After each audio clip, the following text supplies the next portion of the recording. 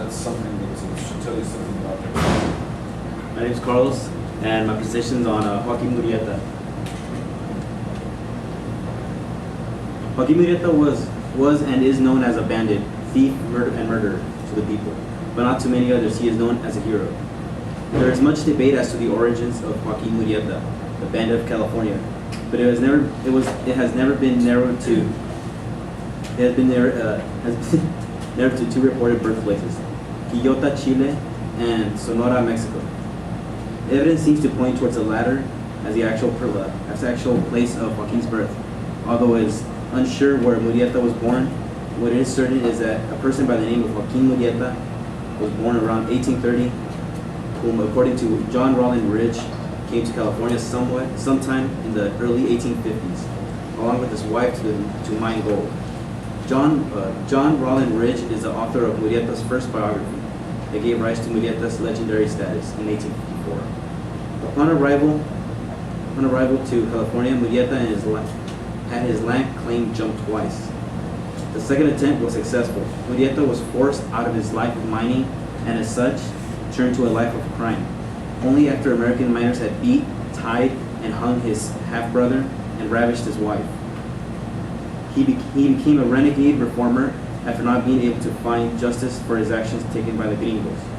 Murrieta declared to avenge his family. Murrieta is said to have had many companions alongside of him. In his crusade, including the notorious Three-Fingered Jack, Murrieta's vengeance was soon known and was soon attributed with all assaults, robberies, and murders that occurred throughout California. Murrieta's gang came to terrorize most of California, and as a result, on May 11, 1853, Governor John Bigler signed a legislative act authorizing a band of California Rangers under the command of Captain Harry Love to organize. Their primary objective was to capture and terminate a gang of robbers and cattle rustlers commanded by the five Joaquins. They were Joaquin Botillet, Joaquin Carrillo, Joaquin Murrieta, Joaquin Ocomorina, and Joaquin Valenzuela, and were believed to be responsible for the majority of all rustlings, robberies, and murders committed in the Mother Lode region in 1850. After being commissioned as rangers, Love and his rangers would track the Murrieta gang for 10 weeks and on. On July 1853, a shootout ensued, resulting in the deaths of two of the men. Love and the hand of one man and the head of the other had cut off and placed in jars of alcohol. Later, Love claimed that they belonged to the Three-Fingered Jack and Joaquin Murrieta. Although many people ultimately denied that the head had belonged to the legendary Joaquin Murrieta, Love still collected the bounty that was placed on Murrieta's head, which was about $5,000, and later he received another bonus of $5,000. The man who actually decapitated Joaquin Murrieta was named Billy Henderson. He was a ranger of Harry Love's. He was later interviewed, and the reporter would later write that he was haunted by Joaquin Murrieta's ghost.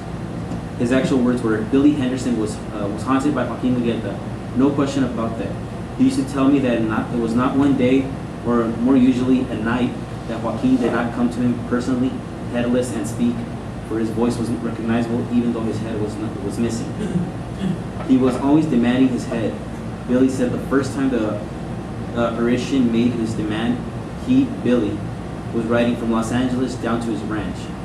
It was daylight when a horseman appeared at his side.